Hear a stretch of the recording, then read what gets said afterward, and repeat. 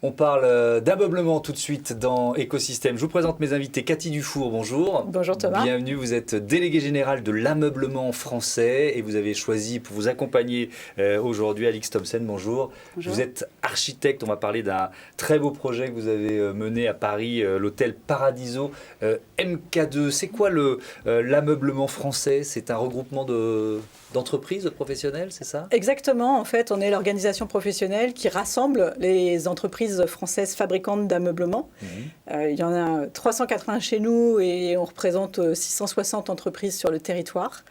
Voilà, 40 000 emplois quand même en France, c'est important. C'est joli. Avec quelle mission d'accompagnement? Ça signifie quoi? Plusieurs missions, puisqu'on est vraiment là pour accompagner le développement de nos entreprises françaises. Donc on les accompagne sur des projets à l'international, on les accompagne par des études de marché, par aussi des démarches prospectives. Et puis on a une grande mission aussi qui est de valoriser les savoir-faire français pour donner envie aux clients de se meubler français. Oui, parce que est-ce que c'était des savoir-faire un peu en perdition? Est-ce qu'il y a eu moins d'entreprises d'ameublement? C'est peut-être un cliché, mais c'est peut-être aussi une réalité. Et quelle est la tendance surtout? Alors, on est un secteur historique, puisque le meuble, vous vivez avec depuis de nombreuses années. Et la France est connue pour ses meubles de style. Mais c'est une industrie qui s'est complètement renouvelée en France, avec, j'allais dire, l'expression de l'art de vivre à la française, mais aussi des savoir-faire de production, de qualité, et qui allie l'élégance, l'équilibre et le confort pour tout le monde. Ça veut dire que l'ameublement français, il s'est positionné un peu plus sur le haut de gamme? Est-ce qu'on peut dire ça ou est-ce que c'est plus varié? Aujourd'hui, on est capable d'avoir tous les niveaux de gamme, mais vraiment à condition d'apporter de la valeur ajoutée en fait, pour le client, qu'il soit consommateur chez lui ou hôtelier, comme dans les projets qu'on présente avec MK2. Oui, alors effectivement, on est dans le cadre d'un concours, en quelque sorte, le Palmarès Contract 2021, c'est quoi ça? Alors le Palmarès Contract, le contract dans notre jargon, c'est tout le monde de l'hôtellerie, de la restauration. D'accord, okay. Et donc pour valoriser justement de belles collaborations entre des fabricants français, des propriétaires de lieux et des architectes, on a lancé un concours, c'était sa 2e édition en 2021, pour récompenser de beaux projets. Donc on avait 6 catégories, une catégorie par exemple très orientée autour du développement durable, des catégories plus autour de projets de luxe ambassadeurs et la catégorie dans laquelle Alix a concouru avec Resistube et MK2 Paradiso, qui était la catégorie prospective sur une façon de réinventer des lieux. Oui, ce qui est quand même un enjeu majeur du monde de l'hôtellerie et de la restauration en sortie de crise Covid. Cet hôtel Paradiso, j'ai eu la chance d'y passer une nuit, c'est bravo, parce que c'est un lieu qui est très réussi. On est dans l'univers du cinéma. Oui. Ça, c'était votre cahier des charges en quelque sorte. Absolument. Qu'est-ce que vous avez imaginé? Qu'est-ce que vous avez inventé? Décrivez-nous cet hôtel. Alors, l'hôtel surplombe le cinéma MK2 qui se trouve à Nation. Donc, il y a une certaine porosité entre l'hôtel et le cinéma à travers notamment une loge vitrée qui surplombe la grande salle du cinéma dans une sphère plus intime et plus privée.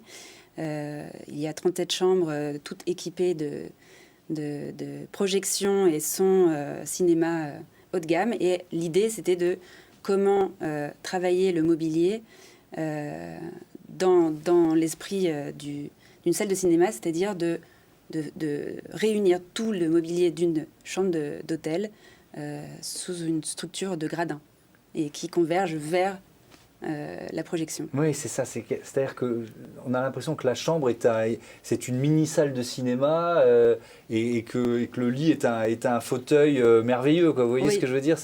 Moi, je l'ai ressenti comme ça, comme client. C'était votre idée de départ? Oui, l'idée, c'était vraiment d'avoir ce fantasme d'assister à une séance de cinéma depuis son lit. Et voilà, de retrouver vraiment tous les codes de la salle de cinéma à travers le matériel emblématique qui est le feutre.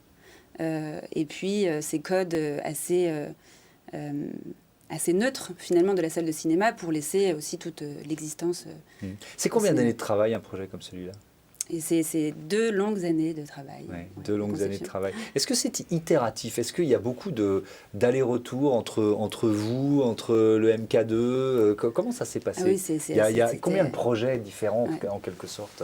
Alors c'était vraiment une discussion permanente parce qu'il fallait mettre en place les codes de qu'est-ce qu'un hôtel cinéma. Mais oui. Et qui plus est, qu'est-ce qu'un hôtel cinéma MK2. Et voilà, et donc toute cette élaboration de la forme, ça a été énormément de conversations et d'allers-retours, et notamment aussi avec les fabricants. Oui, de matériaux, de mobilier, etc. Oui, évidemment. Parce que vous êtes dans un projet comme celui-là. Qu'est-ce qui vous attire? Pourquoi, finalement, vous avez décidé de le récompenser de ce prix Prospective?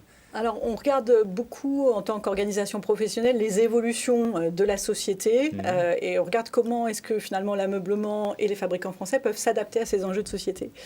Sur l'exemple du MK2, et c'est ça qui nous a semblé vraiment intéressant, c'est qu'il répond aujourd'hui à un besoin d'hybridation des concepts.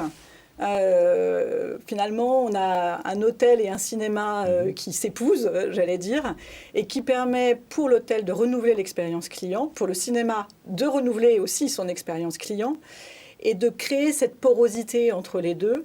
Et d'un point de vue business pour l'hôtellerie aussi, de faire venir du client de proximité qui peut aussi aller sur le rooftop, sur le cinéma en plein air.